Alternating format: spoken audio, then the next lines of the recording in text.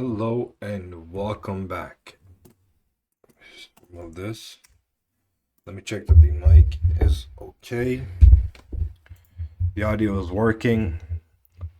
I mean, pretty much know it is, but I'm always paranoid that it'll turn off because way too many times I've had to re-record videos and that shit is straight up fucking annoying.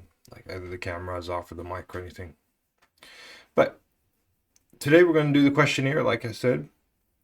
The Saturday questionnaire, we've got 2 questions in, so I'll be answering those.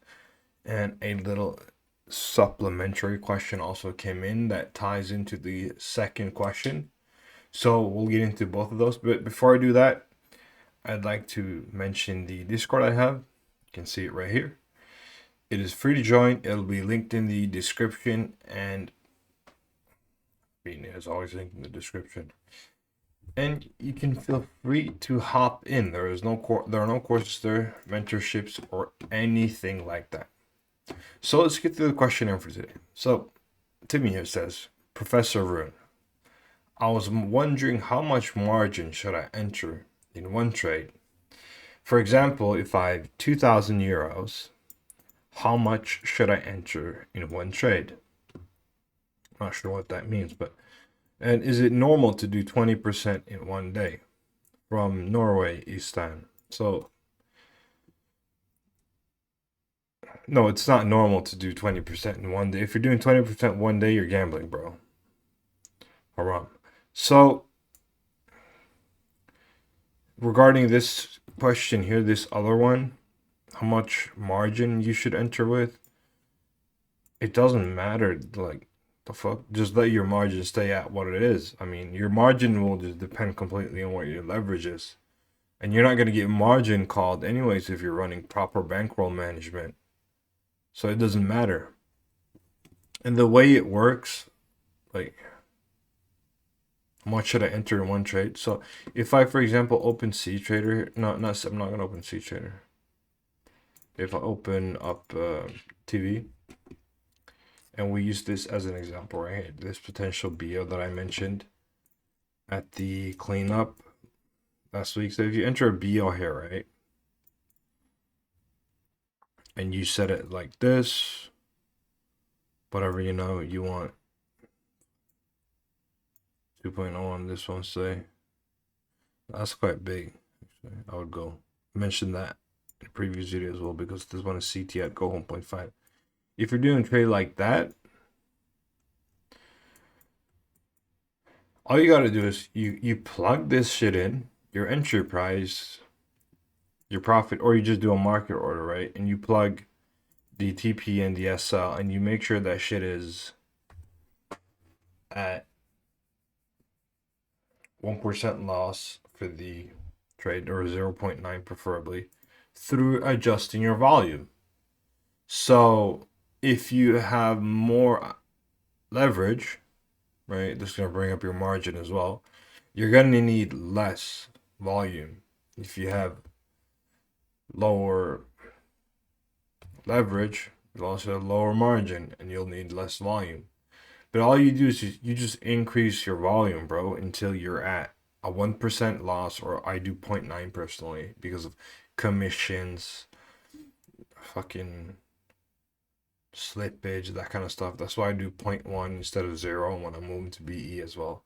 And you do the same. You make sure that the TP is set where it should be, and your sell loss is set where it should be to a 1.5 like this in TV. If you're trading in TV, you just enter and set your volume correct. You just adjust your volume, put your risk at 1% like that, and then you adjust your volume. It's really easy. See that? It says the quantity right here. And your account size, so this is 2,000 fucking euro account. I never use it. Whatever. It doesn't matter what the fuck it is. So then you adjust it. The size. So that's a 1% risk trade. Right here. But you do the same in C Trader as well. I know Timmy hasn't integrated it with TV, neither have I. Doesn't matter for me because I scalp. I don't scalp. for swing trading, especially when you're doing those stop orders and limit orders and all that for CRs, it doesn't matter like at all. So all you do, bro, is you set your order in, right? And then you just copy these levels. These right here, what the trade should look like. After you've done that, you go to volume in CTrader and you increase volume until it fits. So there is no correct answer to that, just as long as it's fitting the bankroll management profile. I hope that makes sense, and you're in the Discord anyway, so if it doesn't, why did you run over a 5-year-old? Yeah, why did I do that actually? Let me think.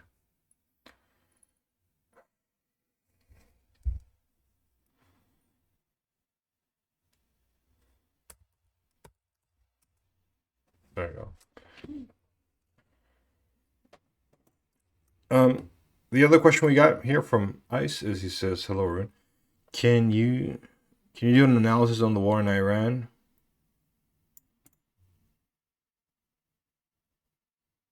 On what the war in Iran is doing for the global market, or more specifically, our finance market.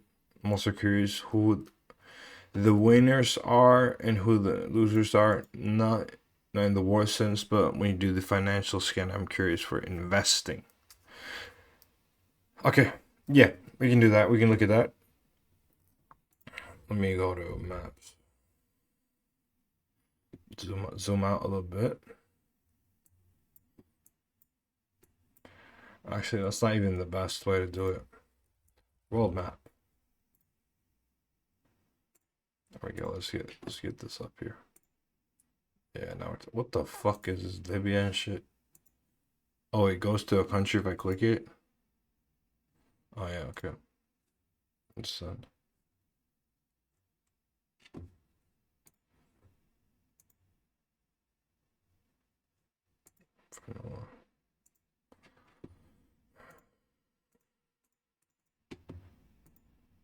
Yeah, I just want something to showcase on. Could have prepared this beforehand, but no, I didn't do that. So the war is happening right here, right? This is just for illustration. Things are easier to listen to when it's about illustration. So I'll get to the easy part of it first. Who are the winners and the losers, right? So, I mean, the obvious loser here is Iran. There's no way Iran can really win this. When I say that, I mean they can survive, but they're going to be fucked either way. Their country is getting decimated. Everything is getting like all the infrastructure. Their whole navy is gone. Air Force vanishing. Yeah. If it just ended today, Iran would be in a shit state. So that's the obvious loser here. The winners are those that are net exporters of oil that are not dependent on the fucking Persian Straits here. So UAE, they're getting fucked. Qatar, Saudi Arabia, all of them are having troubles. Kuwait, all of them. The obvious winner here, the big exporter of oil, because we're talking in a financial sense, I mean, Israel is winning it too. America has taken a loss because this is having a huge financial cost. SPY is taking a hit from it. Like, look at this. The economy is taking a hit from it. Here we go. This is costing the US a lot of money, and for what? What does the US get back? Is this some kind of investment? So the billions and billions and billions they have spent here, have they spent that on infrastructure? Is that some kind of, will this induce some kind of economic growth? Absolutely not. It will do the exact opposite. People are going to die, and people are going to get PTSD from this, and they're going to become an even bigger burden for the United States, as well as the war is still ongoing, and it is creating instability in their markets. Fear for a recession, people going to hedging assets. It is also raising oil prices, so especially in the United States where you have no choice, but you need to drive essentially everywhere. It isn't walkable, it isn't bikeable outside of a few major cities. Like if you live like downtown Seattle, downtown New York City. Besides that, you need to drive everywhere. So what happens is people need to use their cars, and when gas prices go up, disposable incomes just go down without people having alternatives to do anything else. So disposable incomes are going down in the U.S.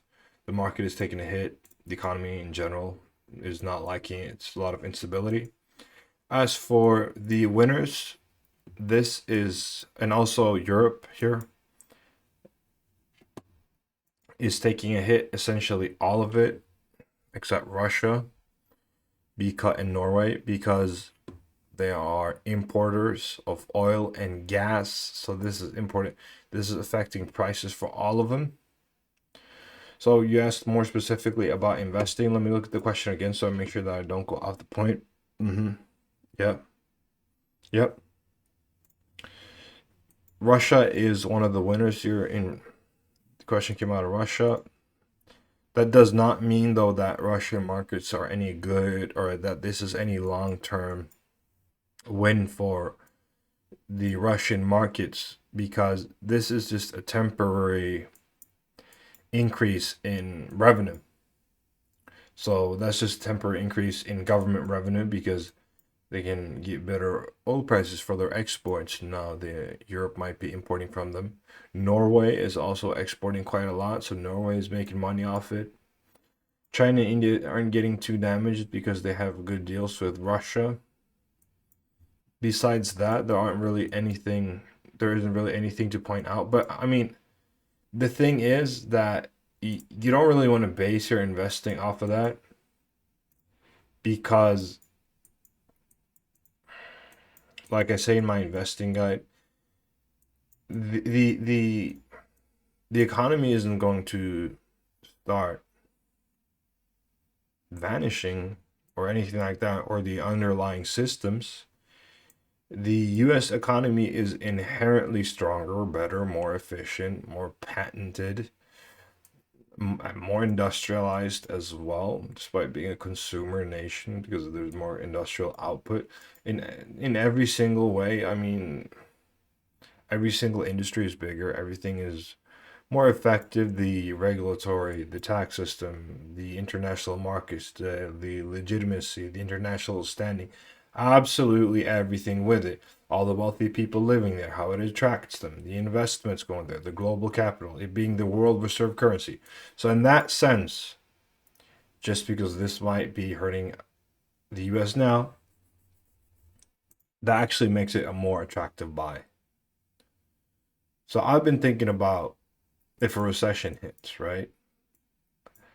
I would actually want to buy then. You understand what I mean? If SPY dropped down like 50%, hell yeah, I would want to buy that. Hell yeah. And it's like a good example would be betting on if Jesus comes back. Right? So you bet on it, right? If you win, I mean Jesus comes back, right? Yay. The world is over, like at least the way we know it, right? But if he doesn't come back, well, you win money. So I mean, it's a win-win anyways, you see what I mean? And it goes the same way here. Because if SPY goes to zero, like if that's your fair, if this drops 50% and you don't want to buy, you're like, what if it goes lower? What if it goes to zero? If it goes to zero, the whole world is gonna just melt. United States is gonna collapse. Everything else is gonna go with it. I mean, bullets are gonna be worth more than money then. And then so at that point, the money you have in your bank or you would have invested anywhere else isn't gonna be worth anything. So I mean, yeah, it's like that Jesus bet I told you. You bet that he doesn't come back. If he does, yay. Everything's changed. If he doesn't, you get money. So it is sort of bulletproof in that way. That's why I recommend people that they read in my investing guide. Here, The Intelligent Investor by Benjamin. Who put a fucking laughing emoji on that? Fucking Egyptian guy. So, The Intelligent Investor by Benjamin Graham is a really good read on that. The way you phrase it, instead of saying SPY is down, saying SPY is at a discount, that's a good way you should look at it. But also, I'm assuming I know English can be.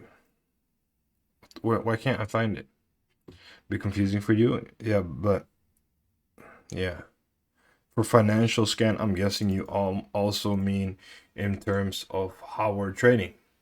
So there aren't really any winners in that sense. I mean, it is more or less returned to the normal besides oil. If you look at anything else, things are stable. I mean, we have BO, CRs, and everything else with the market obviously leaning on the BO side of things. So that really isn't something I would worry about either. I mean, I posted a really great CR. If I can find it. Yeah, this one right here on this blasted on the 12 hour. Real nice indecision candle. This one was a really great perfect trade. And it's a nice range. The whole BO market is creating bigger ranges as well. So that's really helpful. And also there's another thing I wanted to address. So not here, in Trade Talk. So updates on the Iran war. What will happen if the US captures? What the fuck? Oh, captures Car Island. Honestly, it's hard to tell. Let's look at it.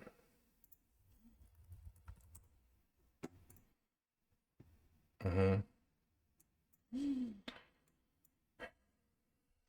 mean, it's not really.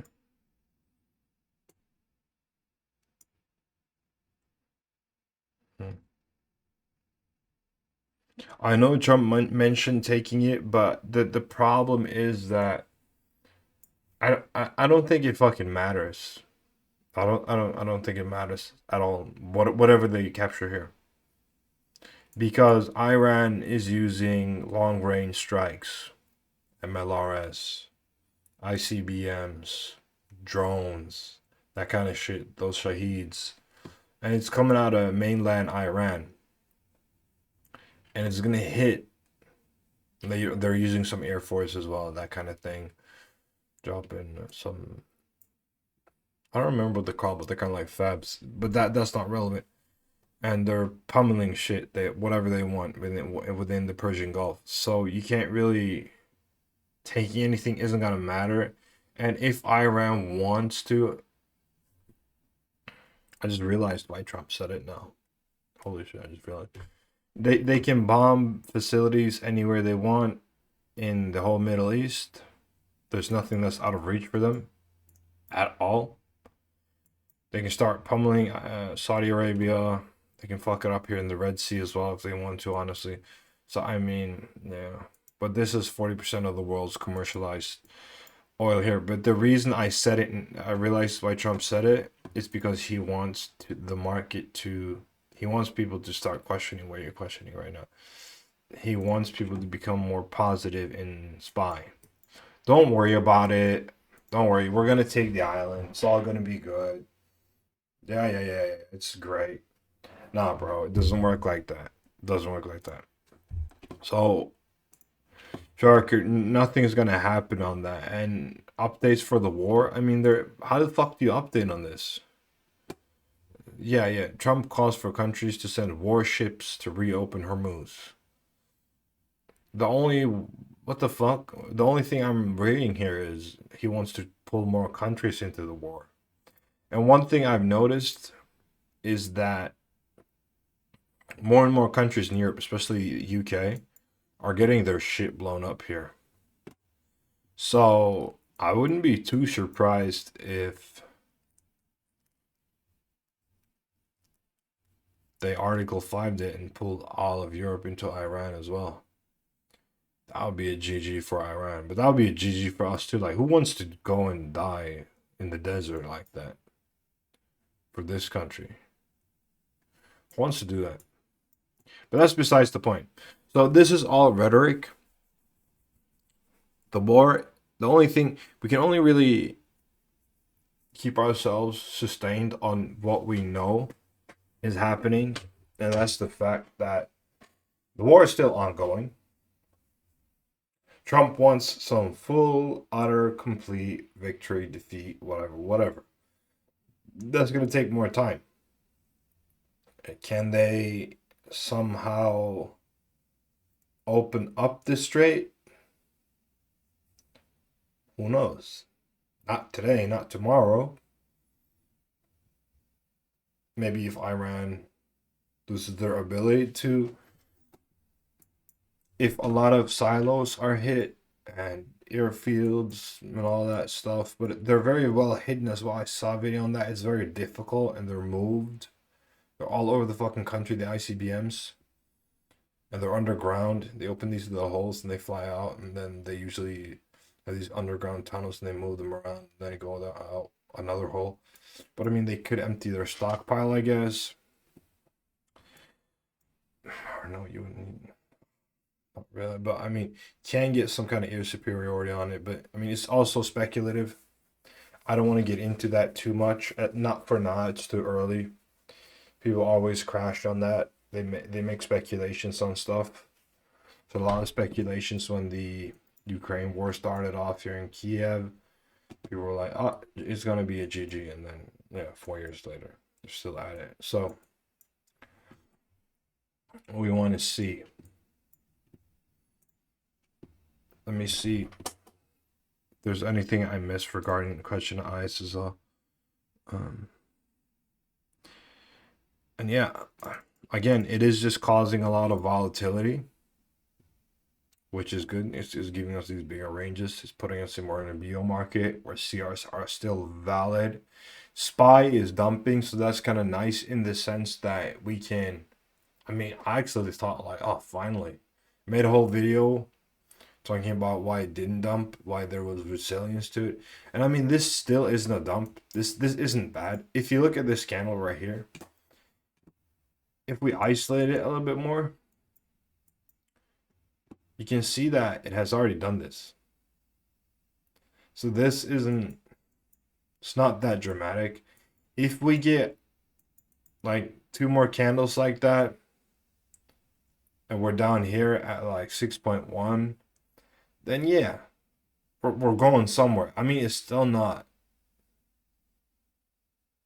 some kind of crash, but yeah, we're getting down. Then we're getting down, yeah. But realistically, when it's at almost 7,000, for there to be a recession, we'd be like 3.5 or something like that. It would dump. Imagine it dropping down here. Yeah, it would dump. So this ain't even too bad. But in that sense, regardless, if it keeps on dumping and you're holding shares into SPY, I mean, like Benjamin Graham says, I mean, just buy more. That's a discount. You get a better trading market, and you get a discount on stocks, all the good stocks, for your investing portfolio. So in that sense, it is good. And with the war, I can't predict that shit, guys. I don't know what the fuck Trump is gonna do. Maybe he makes up some excuse and just stops it tomorrow. I don't know. Maybe he's like, yeah, we fucked up their capabilities for nukes, WMDs, that good old excuse. And then he just fucks off and says, yeah, we won, and like, I have no idea what he's gonna do. I don't think anyone does. That's why this oil shit can't get priced in, because we've had these headline risks where I remember Sharker posted to saying, "Oh, the war might end soon now." Trump was signaling that it was gonna end, and then it escalated, and then it's just gonna decimate Iran one day. Another day he talks about meddling, wants to talk to them. I know right now he is trying to get a peace deal. He has contacted Iran 2 times, but they're not really interested. They want the United States out of the region. They want their presence out of the regions. I don't know. It might look like it could get long. So with that said, I hope I managed to answer all the questions. Besides Timmy's questions, a lot of these questions were very open.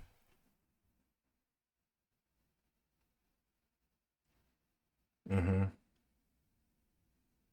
Who are the winners? Who are the losers? Yeah. For investing. What's Shackers here? So.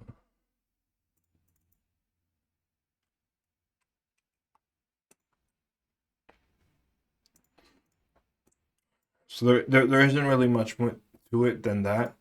We do know though that the United States most likely is going to keep going until they reach their objective, and I would not be surprised at all if something NATO related gets blown up and then they do Article 5 and then all right, on the border right here there's a war and the whole all of Europe comes and it's gonna be bad. It's gonna be a huge war.